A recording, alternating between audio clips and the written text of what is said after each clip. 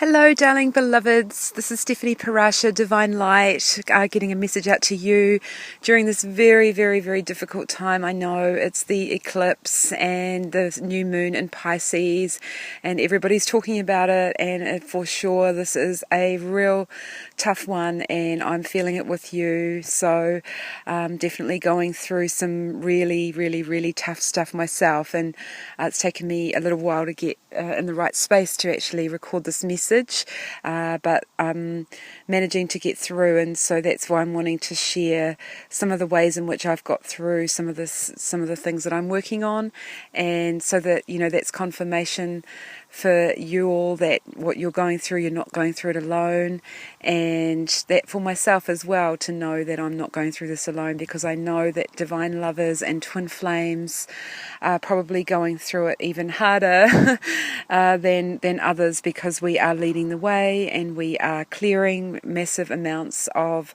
the pain of the past and the old fears, and this is the real deep excavation, getting into the real core of some of our really deep wounding that has definitely been holding us back, although trying to get through it, we've talked about so many times in these videos, and so many teachers talk about this, releasing the old and moving on, but we really, this is a hard one, and I really want to acknowledge it. This is probably the hardest one I've ever been through, and I'm just thankful that I have developed a lot of really, really, really useful skills and techniques and healing ways of healing to get me through the difficulties. So I just want to share with you some of the fundamentals. I'm going to talk first of all about some of the fundamentals that are really going to be important for the journey of divine love and the twin flame journey. So and then I'm going to talk about some of the really deep healing that we're doing right now, and what it's all relating to, and what it all comes back to. First of all, I'm going to talk about the deep healing that most of us are doing the work on, and most of us are doing the work on rejection and abandonment. So these are and the lack of love, and how that plays out in your life. So basically, when we really get down to the core of why we are suffering and why we're hurting and why we're in pain in relation to our twin flames or our divine lovers, is because we are really just wanting love. We're wanting love. We're wanting to be in union. We're wanting everything to be happy and joyous. And so when things happen on our journey that are not particularly nice, or we are, what a lot of us are finding is that we're being rejected, or what is perceived to be rejected, or not being valued enough, or not being acknowledged, that opens up a really caught place within us that's just that place that just wants love. And it's not a crime to want love, but unfortunately what we have done that is not serving us well is that we've looked for that love outside of ourselves, and we've looked for that love to help us feel better about ourselves. We've depended on that love in order to measure our self-worth against it, and to measure our value against it. So whatever that other person is doing in relation to us, we are completely depending on that to determine and define our value and our sense of worth.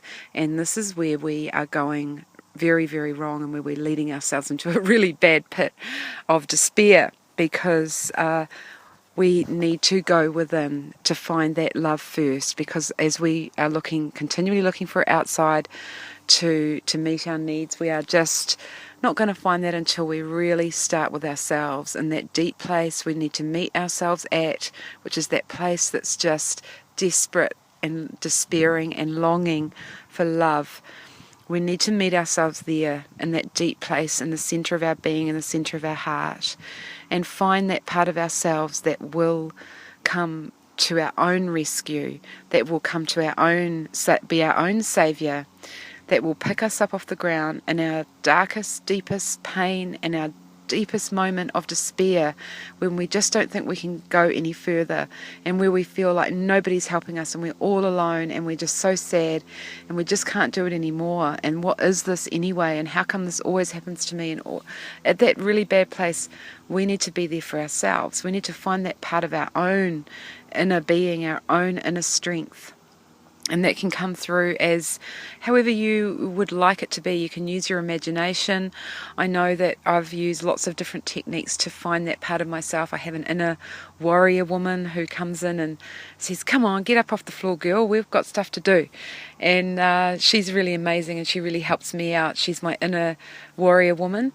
I have a spirit animal which I use, that I call on when I'm really needing protection and I need to give myself space. And I personally have a lion that is my personal spirit animal, and many of you I know, and I've had a friend that I've been talking to on the weekend that has a black panther. And these kind of animals, they help lend us the strength that we need, the protection that we need to give ourselves because we're feeling vulnerable, just to give that sense of completeness that makes us feel safe again. So those are some of the techniques that I've been using over this weekend, this eclipse weekend, where it's just been very, very tumultuous and things really did become very turbulent. My emotions became very, very deep, and I went into a really extremely deep place of really strong anger. And again, you know, we've had these types of feelings suppressed for so long, and this has been the tipping point. You know, I've talked about the tipping point before. I thought we'd done that last year, but here we go again, and this is the deeper excavation. And I think if we'd said to people last year, where people were feeling that they'd had enough, that if they knew that they had to do more in 2017, a lot of people probably would have signed off, or, you know, just really couldn't have carried on.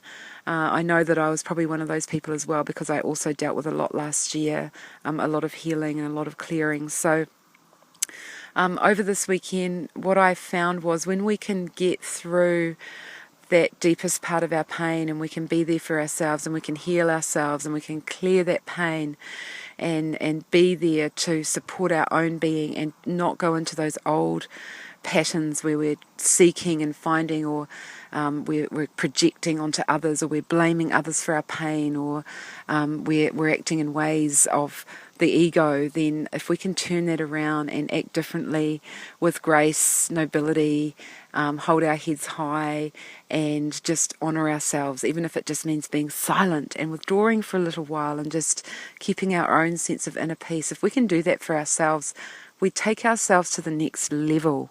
And so there is, you know, the pain is not in vain, and there is no gain without the pain. Basically, we unfortunately do have to go through this burning fire of pain, and it is not a path for the faint-hearted. We are complete warriors, and we need all our spiritual tools and weapons in our toolkit to get us through these really, really tough times that we are going through right now.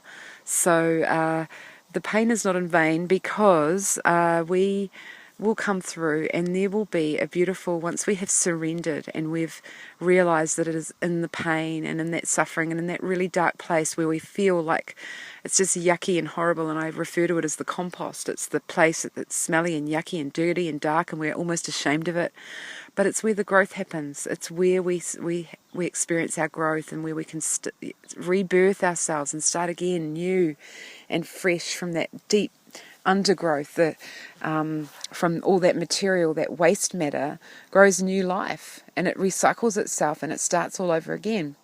So it gives us the opportunity to start again. And I've been using mantras also to get me through that the universe has a greater plan for us. So where we have been turned away from somewhere, or we've had a door slam in our face, or we've been rejected from this thing or that thing, that if we turn our attention towards loving ourselves and seeing that the universe has got something better in mind for us, and they're trying to turn our attention somewhere else, maybe towards our own creative projects, for example, because that's another way that I used my anger. Was I definitely had to release some of my anger, and I did some physical wood chopping to help me release some of that anger that was needing to come out.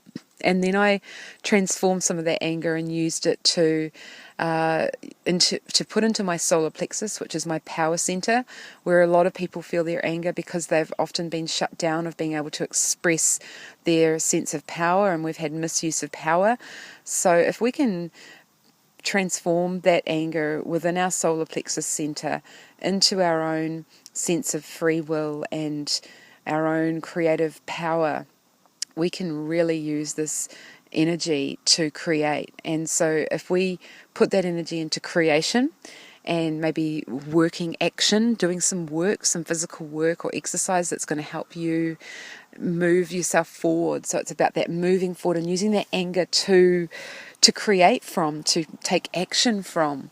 So if we can really utilize this power of these amazing emotions, we can actually just move ourselves and propel ourselves so far forward on our journey. So we'll suddenly find ourselves propelled and ending up in a totally different place, in a totally different situation with all these different people around us that we didn't even know existed, because suddenly we've propelled ourselves into a different vibration, into a different timeline, and we will be meeting people that are now in this new vibration that we're in, that no longer carries perhaps that victimhood or that neediness that we've been carrying from our inheritances of lineages of time that's past. So so just seeing how this process can actually become a really positive process for us, and that we don't have to try and avoid the pain as what we did in the past, that we can use the pain to transform and to gain something and to become even richer and to grow from. And then become offered with all these different choices.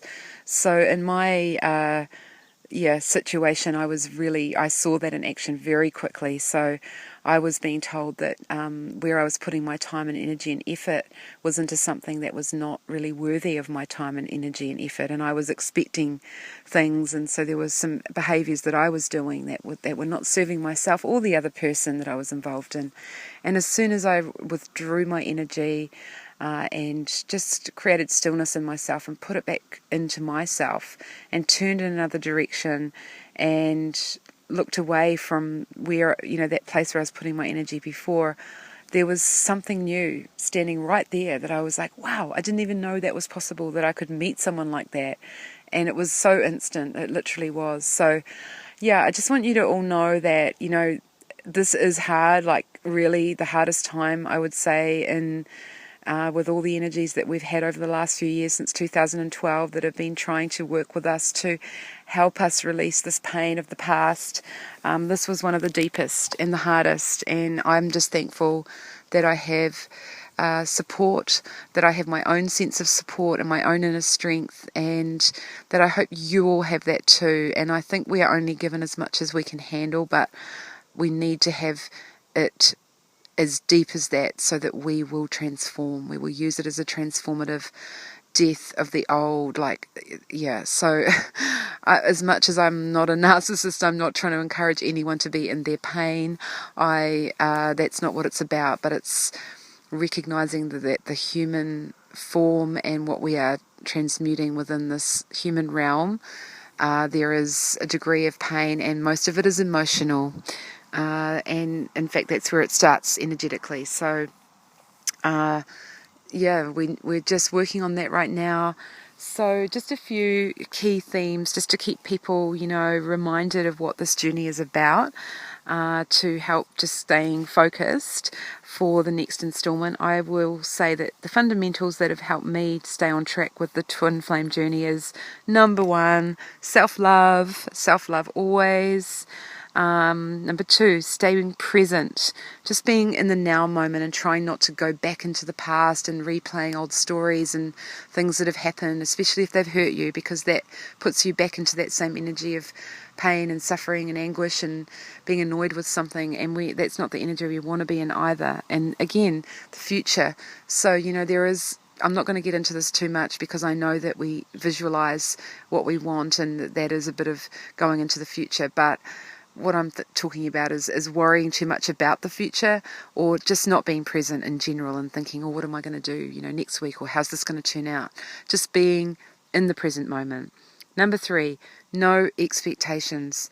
And this is more of others that I would say that there's no expectations of outcomes or no expectations from other people, particularly if you're journeying in a partnership with a divine counterpart. We must be very careful not to have expectations of them. We can have expectations of our own deservedness and what we deserve for ourselves and our own expectation of that. But if that other person is not meeting that expectation, then it's not their fault. Remember, it's for us to choose, make that choice whether we decide to stay with that person and be prepared to not have our needs met or adjust our needs accordingly, but we can't expect someone else to change according to how we would like them to be. So that's no expectations. No attachments. Now this is a really hard one, and I might have to do another whole separate video on this because it's something that I think most of us find really, really hard. I myself in particular have found this one of the hardest because I love, getting close to people, and often that does mean a certain degree of attachment, and I would say that there's a healthy form of attachment and an unhealthy form of attachment. So a healthy form of attachment is a respect for something that's alive or within you, like a respectful relationship. But when we become overly attached or clingy or needy, then that can be unhealthy, and I think that's pretty much what I'm talking about. I'm not going to go into that too much. Number 5, be prepared to do the inner work. So, this is not just about, getting in your head about it and thinking that things have happened because you've created that in your mind. This is going deep. This is going deep into the old core stuff that's deep buried within. This is all the subconscious layers, the tip of the iceberg. We're going deeper than that. We're going under the surface. We're going into the real core stuff, and we're going on a deeper emotional journey to really look at that stuff of what's the inner workings of what's really going on. So be prepared to go there. Number 6, be prepared to be on your own for a little while or in separation. I say for a little while, many people have been in separation for 20 or more years. Now, when I say separation, I don't mean to include this word, and I can almost hear people saying, oh, I've been waiting for my twin. I'm not saying that separation is waiting. People are getting those two things tied up together, and they're completely different things. Separation means time to do the inner work. Separation means just having a bit of space from each other to just figure things out. Many people have months of separation or weeks, and then they come back together again. They have another bit of separation, because this stuff is so intense that if we are trying to journey together, we could actually destroy each other, because we're doing such deep excavation work on some of the really core wounding. It becomes so hard when you're so close to someone to avoid the reflection and the blaming and the projection. So that is why we need our separation, so that we can just go inward and do that inner work on our own and be our own supporter there. That's the stuff that I was talking about before. So number 7, be prepared for union as well. So in the same way as I say be prepared for separation and being on your own, there is also a space for imagining and visualizing, or even if you're in union, to really be prepared for what that's going to be like, what that really means, because we all know that unfortunately it's not all roses and fairy tales, and romance is great, and deep connection is great, and conscious connection is great, and we would hope that mostly we're all going to have those beautiful experiences as the majority of the time. However, we are, because we're part of a collective energy field and we're clearing old lineages and inheritances, we're going to have those things come up within a union as well. So being prepared for what it means to be in union, to be in partnership with someone, because people have a lot of ideas in their mind about what it is, but when it comes to actual physical closeness and relationship together in close physical proximity with each other on a day-to-day basis, that in itself really needs support and nurturing as well. So being prepared for that. Number 8, energy work. So again, I talked about inner work. Energy work is also kind of along the same lines as inner work, but energy work is really working on the emotional. So emotion is energy in motion. So it's really, again, about those emotions and doing that emotional energy work. So, going and seeing a practitioner or getting some vibrational alignment tool programs, for example, that are out there with some of these beautiful twin flame teachers and coaches that are out there suggesting, different programs and different energy tools that you can use to clear energy from your energy bodies. So, number 9, balance. So, yeah, that's just one of the key fundamentals on the twin flame journey, and however you want to interpret that. I'm not going to go into that because I think we all know what balance is. And the balance, I will just mention this. I'm sorry if this is going to end up a bit of a longer video than usual, but we've just got quite a lot to cover, and there's quite a bit coming through as I'm talking to. I'm getting reminded. So, we like to focus in the twin flame community, tend to focus quite a lot, and again, this is part of our programming, on the masculine feminine being two separate entities of their own in this ideal situation where you've got a man and a woman coming together in union.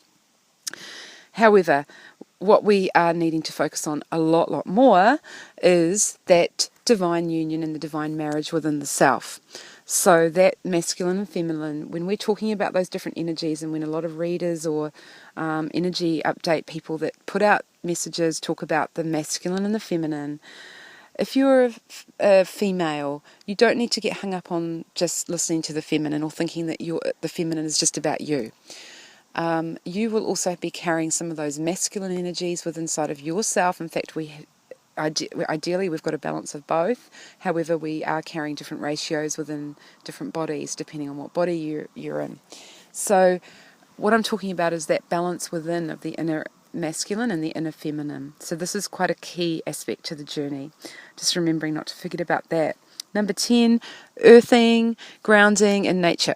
So I would say that on this journey, probably that is one of the main things that I will always go to when I try and get away from houses and cities as much as possible. I do live in a reasonably outside of a city. I live in a small rural community, and that helps me, but even that at times I need to go further into nature than that. So being near water, being near the ocean, a mountain, a river, a lake, wherever you can go and just feel that energy vibration of nature, and using, again, spirit animals to help guide you and provide you with messages and to provide you with their suggestions as well on what you need to do next. I've been getting a lot of animal totems coming through as well, so our spirit guides in nature help us a lot.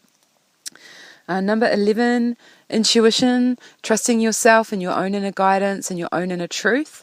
So that, funny that that's number 11. That was not planned at all, and I know number 11 is our number, but that is, again, and I'll include this in the intuition as the signs and the symbols, the things that, because we're in the 3D, we often really need those physical signs that we're on the right track, because we just get so confused and feel so crazy at times because things are just going completely haywire and we don't know what's going on. And so seeing those repetitive numbers, seeing different, hearing different songs or watching certain movies and hearing those messages within that helps us to really confirm with our own intuition that what we're doing is correct.